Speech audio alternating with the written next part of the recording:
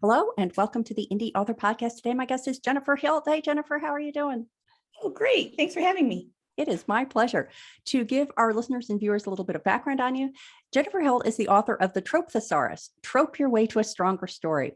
Her next book, The Trope Thesaurus Romance, releases in June of 2022. She's also the USA Today bestselling author of 24 books across 4 pen names. She loves collecting dictionaries in unfamiliar languages, which I thought was pretty cool, binging Scandi-Noir streaming series, and shouting out tropes from the comfort of her couch. And Jennifer lives in Seattle with her family and her canine fan club. And so we are going to be talking today. I just love the subtitle of Jennifer's book, so I stole it for the title of the episode, and Troping Your Way to a Stronger Story. And whenever I have somebody on the podcast who's written a book for writers, I always like to ask, what did you see in the writer community that made you feel like a book about tropes was something that was needed? Great question. In my background, I've worked as a plotter and a concept creator, and I discovered how important tropes were through that process, because I would be talking to authors and I'd be like, we're talking about, oh, what are the goal, motivation, and conflict, backstory, all those kind of things.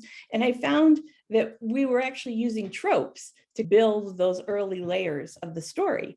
And so that was one of the things that made me think, oh, that's something that we do naturally. And then I've always been really interested in taking apart books and stories and movies that I watch and see structurally how it's put together. And that kind of led me down this big rabbit hole of, oh my gosh, there's tropes all over and everything. It's just, they can be developed to a degree that you don't even realize they're there. You're just identifying with the character early on. And then the author takes you on a deeper journey. And can you talk a little bit more about the scenario you were describing? You were saying you were working on plotting concepts. Yeah. There's all different kinds of writers. And sometimes there's those of us that have so many ideas, we have trouble figuring out, okay, how do I narrow this down into a workable story? And then there's some people that they can only see parts of the story. And so it's just really helpful to have another person that you can talk it through and mention those ideas. And then a lot of what I do is offer other suggestions like, oh, you could do this, but you could even springboard it and go in this direction. So working as a plotter or concept creator, the plotting is like when somebody has an idea and helping them think through, okay, how do you get from the beginning to the end? And especially that crucial middle part, which as we all know is so important to keep the reader engaged. And then the concept creator is somebody who has an idea, but they don't know how to get that idea into an outline. So those are like the two things that I've done and really enjoy doing, because I have a lot of ideas more than I could write. Do you do that as a consulting service, or do you do that informally as part of a writer's group, or how does that play out? Consulting service, and then I just naturally do it like when I'm talking to other people. I was just doing the notes for the episode that's going to come up next. And one of the conversations I had with that guest was the importance of letting people sample your work. So that's what you're doing in this formal conversations. You're letting people sample your work in terms of plot assessment. So in terms of tropes, I think the first question we should get out of the way is, how does a trope differ from a cliche? This is how I found it best to think of them. I think of a trope as like a neutral building block. It's just an idea that's not necessarily have any connotations of good or bad, but it's something that the audience will immediately understand. An example I like to use is the idea of an athlete. And then I compare that with a cliche, in that cliches are always, at least I always see them as negative. There's nothing about them that has any positive connotation for people. And the example for that is like dumb jock. So for me, if somebody wants to write a story and they want to develop the idea of this person having an aspect of their personality as an athlete, that's much easier for me to think about than, oh, this is a dumb jock character. It's like harder to find that to develop that into a well-rounded person, because all of us have different aspects of our personalities. So that's the biggest thing that I think of with the difference of tropes and cliches, is that kind of neutral idea for a trope. And do you think cliches have become cliches because they're overworked, or because they're intrinsically offensive, or intrinsically just lazy writing? Right. Honestly, I think the negativity has a lot to do with their staying power. Because I think, for better or worse, it's just easier sometimes to latch on and to a really negative association for something, where you have to work harder to make something that's positive also really interesting. I think it's just really important, at least I really try to encourage people not to think of them as the same thing, because if you separate them like that, you have this whole treasure trope of things that you can use as a writer and storyteller, and you don't have to be held back by those negative perceptions. So I think that the answer to my next question is they can read the Trope Thesaurus, but let's just say that you haven't written that yet. And Sure. someone is a big reader of cozy mysteries and they want to write a cozy mystery themselves. Is there a way that they can discover the tropes themselves? Or is it something that it's difficult to find yourself unless you have someone who's really focused on it, pointing them out for you? I don't think you need to read my book to do that. I think honestly, the biggest thing is just as storytellers for us to learn to look more closely at things. And so if you want to write a cozy mystery, my biggest recommendation is go read a bunch of cozy mysteries. Or if you want to watch some on TV, you will, if you're really paying attention, and you have to stop yourself from getting sucked into the story again and again, and really think about, okay, how do they set this up? Who are they saying this person is, and how does that interact? And so I think that's really a huge benefit to us as authors, is getting used to looking at things in this kind of structural way, because it really helps when it comes time to putting our own stories together. We've absorbed that kind of self-study we've been doing. I would just say, go to the library, get out a bunch, and just start thinking about what do these books have in common, and looking for that. I had an interesting experience coincidentally right before talking with you about tropes, and that is that I'm planning for a long car drive. And whenever I take a long car drive, I listen to Neil Gaiman narrate Neverwhere.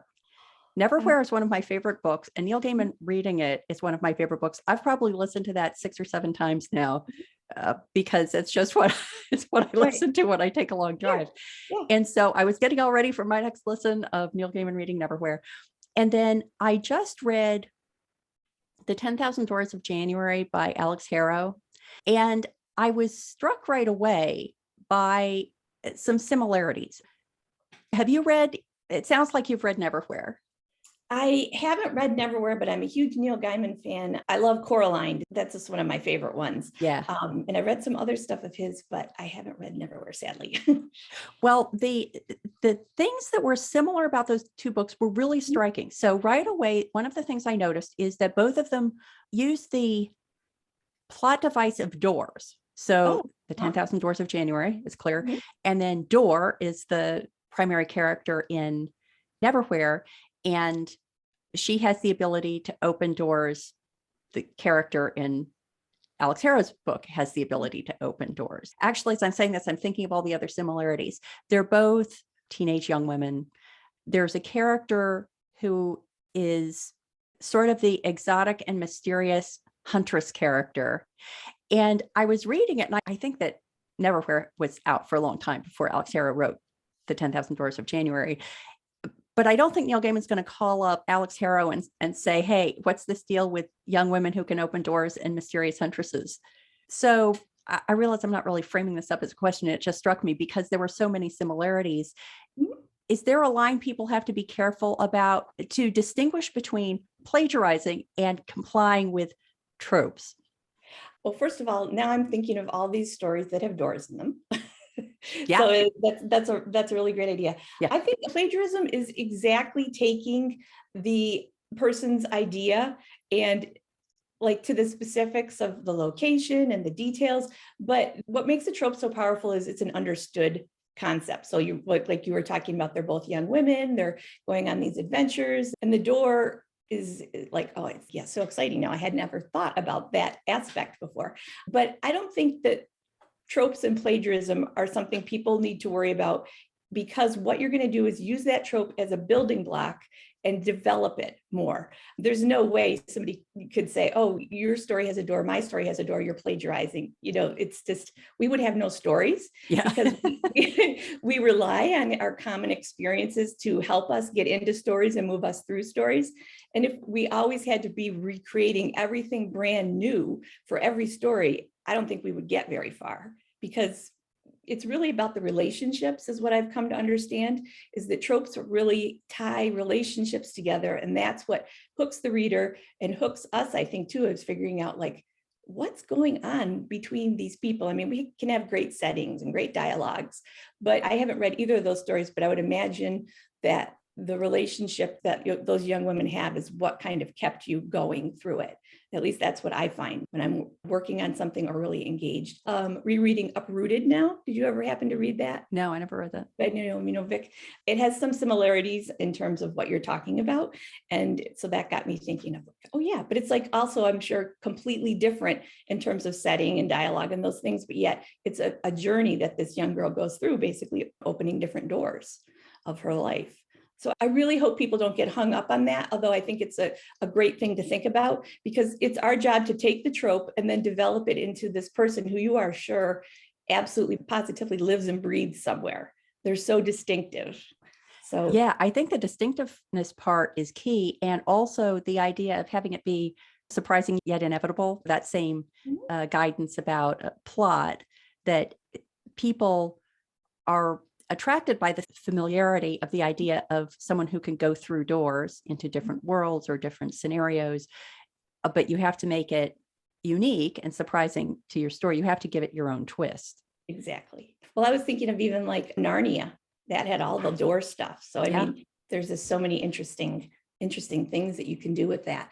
But yeah, I think really just thinking about them as the tropes as like a building block and not a finished product can really help people in terms of structuring their story and then not feeling, oh, I'm, copying somebody. I work a lot with romance writers, and they really understand their readers they love certain kinds of tropes.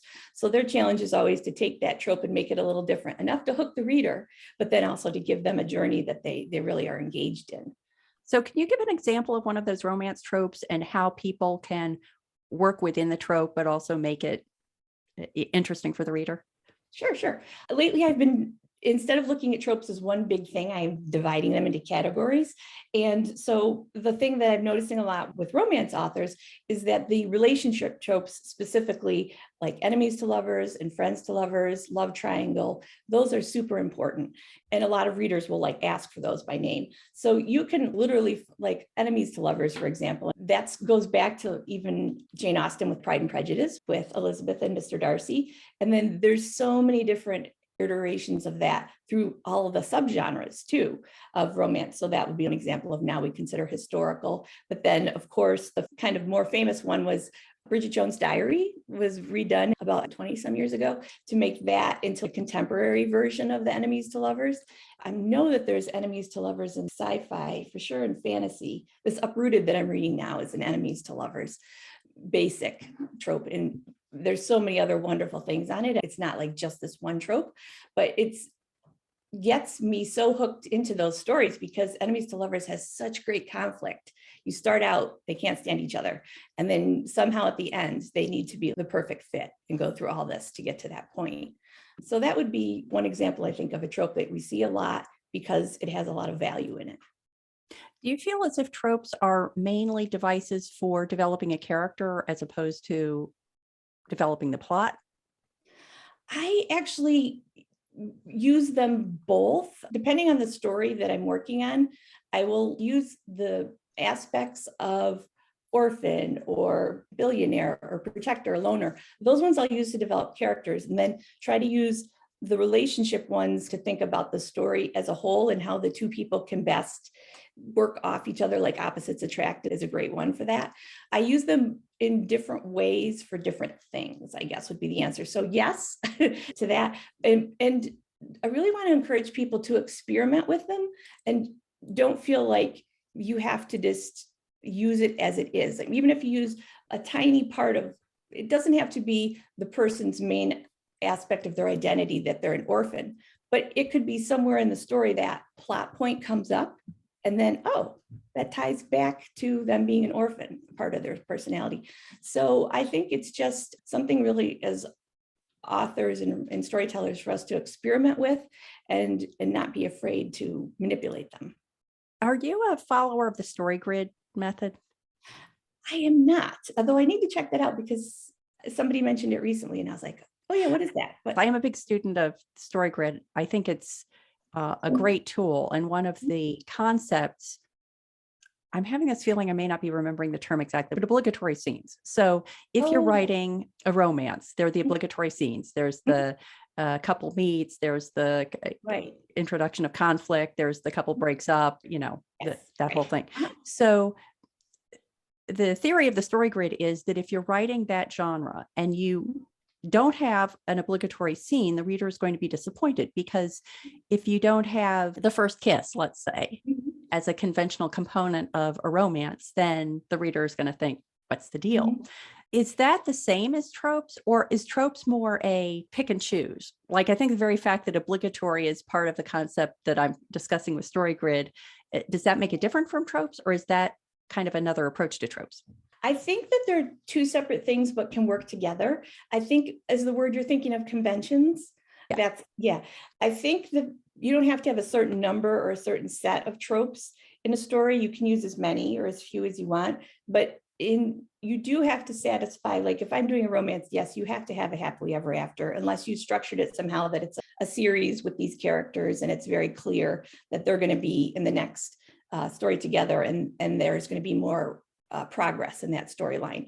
But even in something like mystery, you need to know at the end who the murderer was, if you set up the story that the detective is looking for that. So I think that the conventions are really important to reader expectations.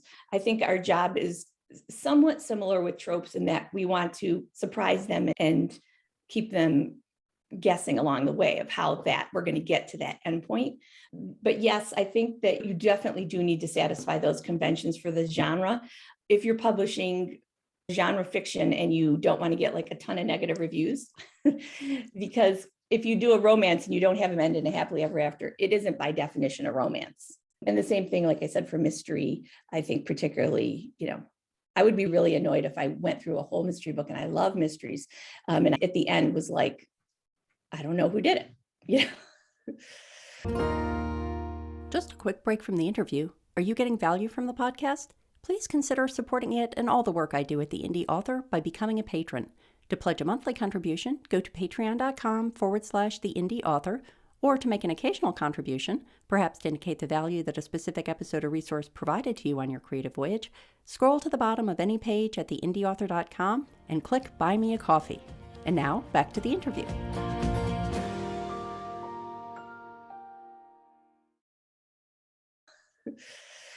Well, one of the things I want to talk about, but I want to hold this sort of toward the end, is what price do you pay for playing with the tropes in that way? But I know that one of the central messages of your book is how tropes can interact or support goals, motivation, and conflict. And I think we've touched upon this a little bit, but maybe not goals so much. Can you talk about that a little bit? Sure. I didn't understand the importance of goal, motivation, and conflict for a really long time. And it happened that I understood it more when I was talking with other authors about plotting, and that the more concrete you can make what your characters want, the more you're able to generate conflict in having them not get it. and that is what is so central to hooking any reader or audience.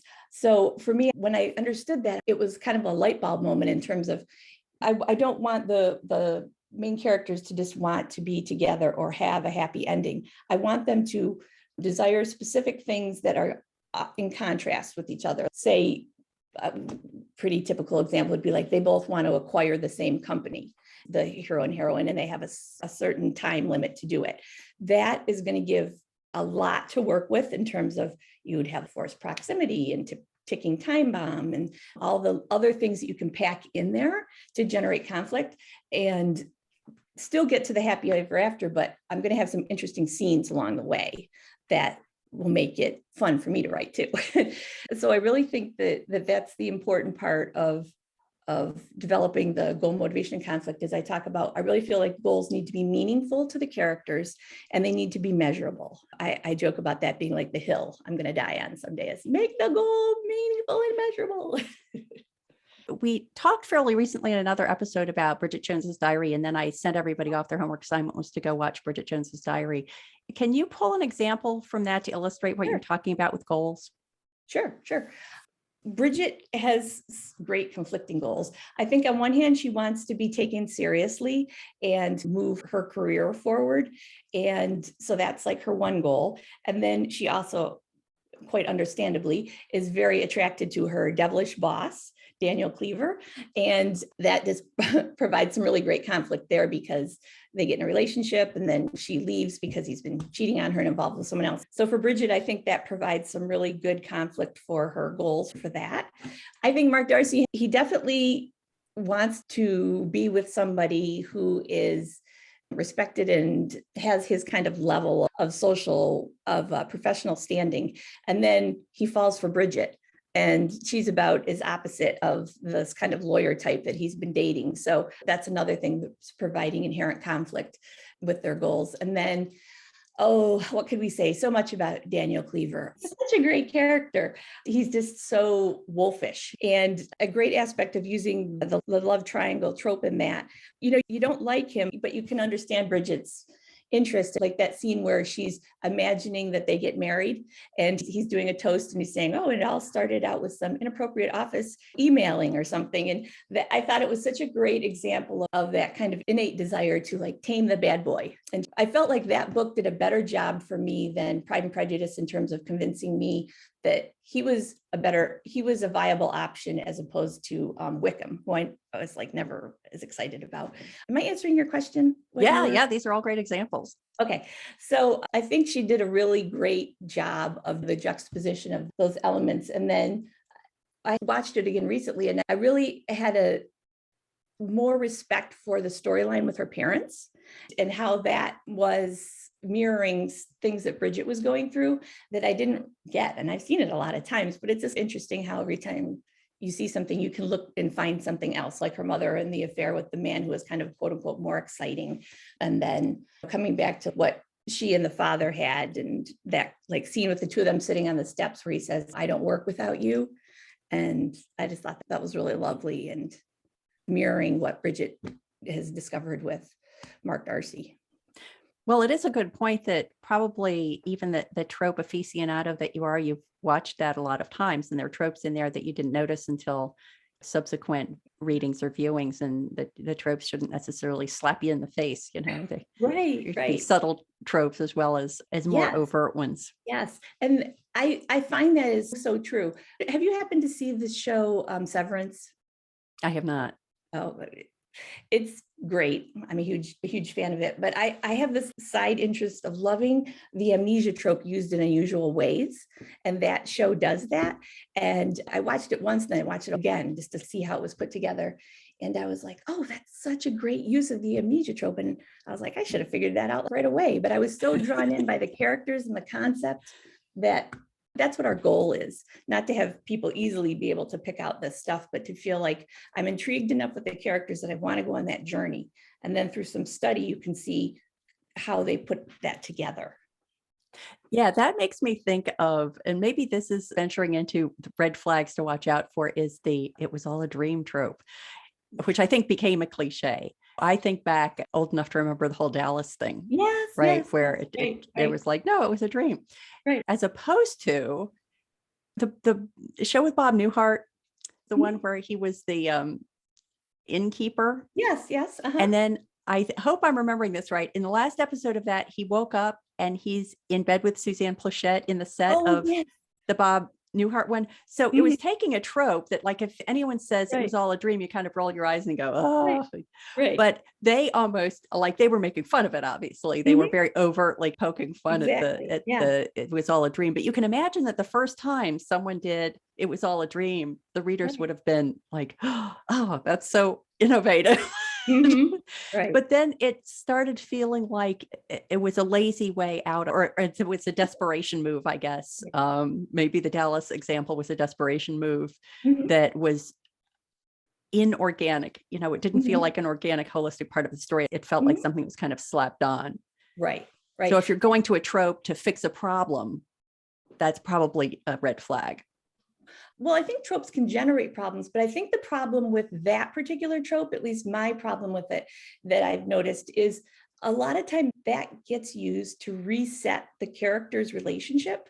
That was exactly what they did with Dallas all those years ago. And I think what characters feel cheated about with it, and I can speak for myself on using that, is that you followed them on this journey and you've been emotionally invested in it. Then at the end, they're like, oh no, actually, we're just gonna call that as didn't happen. And so Never mind. negating that experience. And I think for me, it makes me go, well, I don't want to continue on this journey because who knows what else they're going to pull out from under me in that way. Yeah, I am not a fan of that either. And I think it's the consequences is what's missing when you do that. And that's what we want, is the problems, the choices that we make, and then what continues on from that. I think if you did that, there has to be some consequences in terms of if one character doesn't remember what happened, somebody else does, and that has to change how they interact with them. I would feel okay about that. But just having everybody just, oh, we're just going to go back to, square one and start all over is like, no. Well, the other example, this is fun. I'm thinking of all these examples. I know, from right? movies. It's so fun. See, it is really fun. Is the other thing it made me think of as the opposite, for me at least, of the whole Dallas example. And I think this would be a trope. It's they were really dead all along, like The Sixth Sense. Sorry, folks, spoiler alert. It's really dead all along. Yes. And it's the kind of thing where when you find that out at the end and you realize that you now have to rethink all the relationships and the activities that you've been seeing through the course of the movie, then I think nobody watched that episode of Dallas and said, oh, you know what? It makes me want to go back and watch all the old ones. No, nobody said that. They just threw the remote control. Exactly. But with The Sixth Sense, I immediately went back to the beginning and watched it because I wanted to see how they had handled that fact that this person who was really dead appeared to be alive through the whole movie. Would you consider that he was really dead a trope? No, I wouldn't. And I'm trying to think of why. I think part of it is because there were clues, because we could go back and find those clues, that there were those wonderful little story nuggets. That makes it different. And so almost it has aspects of a thriller in that way of that. I'm just trying to think of, was he really dead as a trope? It's interesting.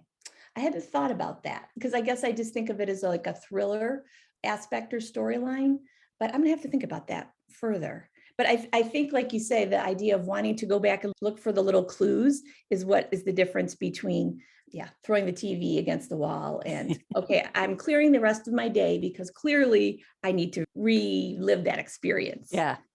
The other one, okay, here comes another spoiler alert.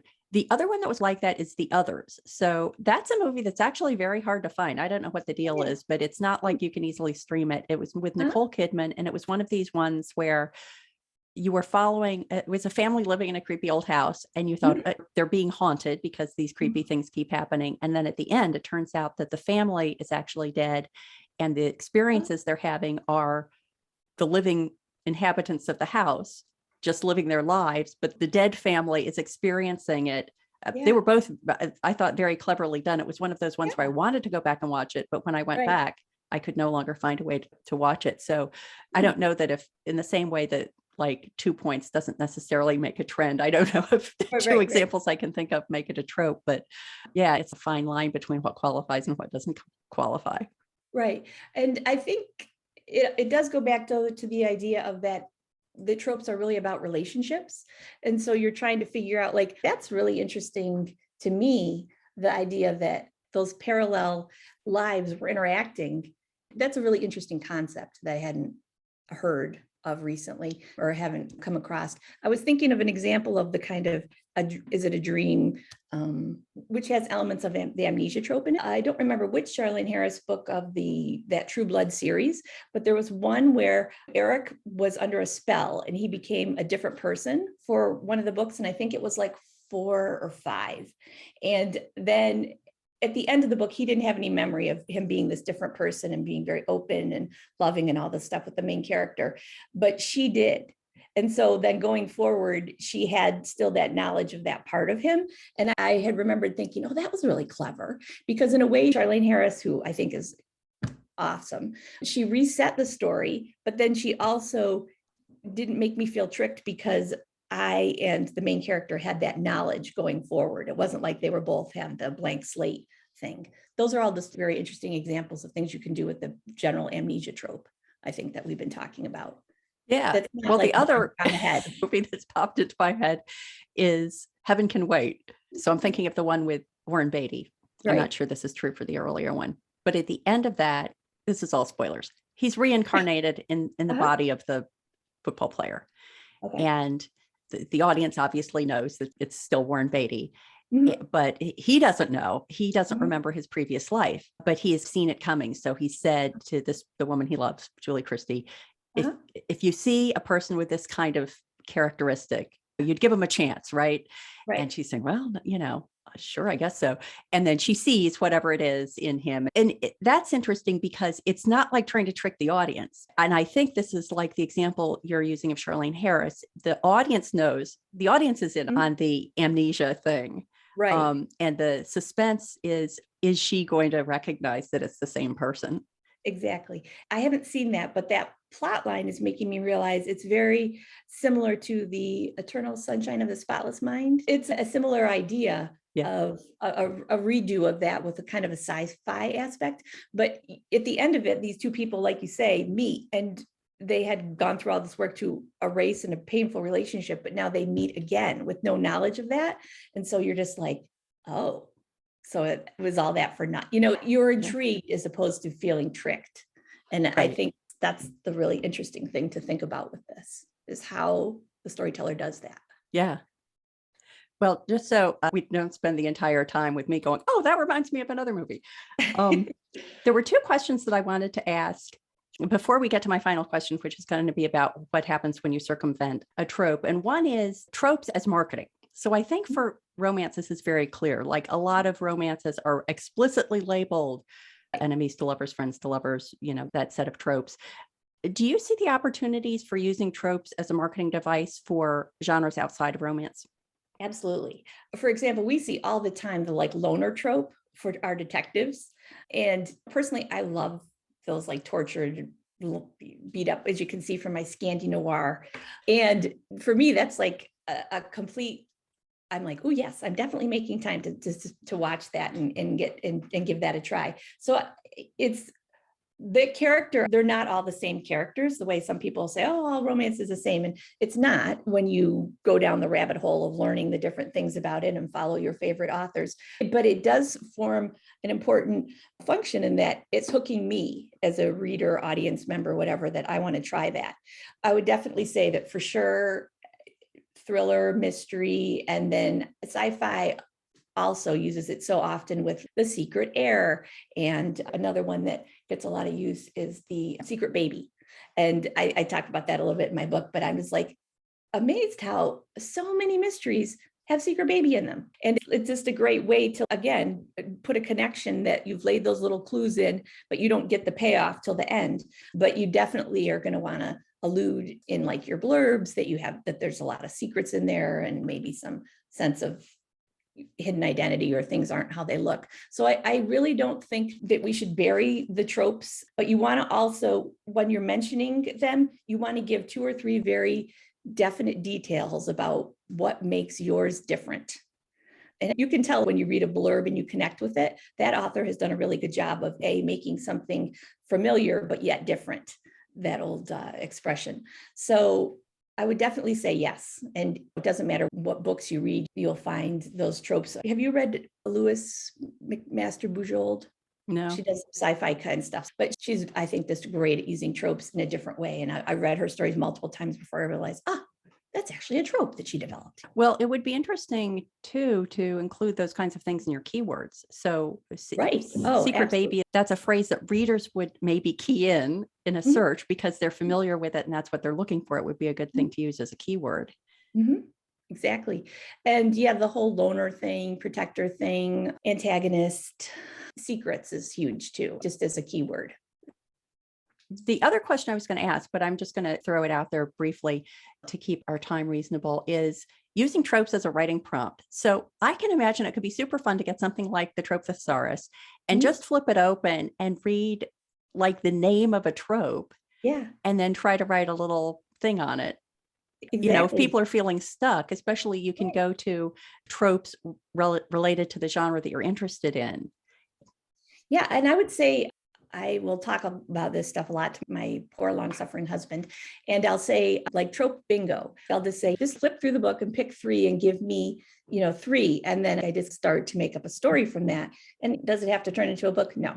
But it's like a really fun exercise to do because it gets your brain moving. I will encourage people to do that and say, the character that comes off of that, you can develop that further because you started with these three tropes, but then you were like, oh, actually, I like it's moved into this other direction. Then go with that. You aren't wed to having to use what you first started with. I find three is a nice number for using tropes in a character for a whole book and thinking about different aspects of their personality. That would be my recommendation of how to do it. It would be interesting to mix them up too. Like if you're Oh, writing yeah. sci-fi, but Yeah. you go to the romance section and look Yeah. for a trope to Yeah. throw that in. And I really feel like all tropes are fair game for all genres. There's certainly great sci-fi that has enemies to lovers. It's not like you can only use them for certain things. So it's really, as long as you are staying in the fulfilling your genre expectations, like we talked about, you can really do whatever you want. And the more that you can twist them, the more exciting it is for the audience. Well, that's a great lead into the last question I wanted to ask, which was getting Mhm. back to this idea of playing with the tropes. I'm going to use Mhm. your loner detective as an example. Sure. Okay. So there are loads and loads and loads of books with loner detective. He's probably has an alcohol problem. He has Yeah. relationship issues. He lives in a crappy Right. apartment or whatever. Yeah. Right. So if someone loves the whole kind of noirish world that those Mhm. characters live in, Mhm. and I wish I could think of an example of this. I'm not coming up with one. Maybe there's a reason for that. But they want to write a detective who doesn't have any substance abuse problems and is happily married and, Mhm. is going against that. What are the opportunities there and what are the risks there? Right. Well, I have a couple examples, but they're European because of my little addiction with that. But Gorky Park was the first book, and he has written just a fantastic series with Arkady Renko, is exactly what you say. He's got substance abuse problems and he's depressed and he's, all these kind of things. And I love him because he's like incredibly tortured and he's just awesome. I think Martin Cruz Smith is on his like 12th book, and he's a fantastic writer because it's still fresh, that character. I'm still discovering other aspects of his personality of this that are more than just the loner detective substance abuse thing. And so that's one example of how that doesn't get tired. But on the other hand, there's this great Finnish series with a detective in there who is happily married and he doesn't have substance abuse problems, but it's still really dark. His wife has cancer and all these other kind of things, but it's great because it's still relationshipy stuff. And I was enjoying how he is preoccupied with his mysteries and murder and tends to put the family on the back burner, even though he says he's not going to the next case, but we know he is. It's been really successful. They've just made like the third season of it. Border Town is what it's called. It's on Netflix. I just love it. It's fantastic. So he's a great example of doing something different with that character that's really still resonated with readers. So I would say you can definitely do that. And yeah, check it out. Cool. Well, Jennifer, this has been so much fun. I've enjoyed talking tropes with you so much. Please let the viewers and listeners know where they can go to find out more about you and all you do online. Oh, thank you. Super fun for me too. I'm always happy to talk about this stuff.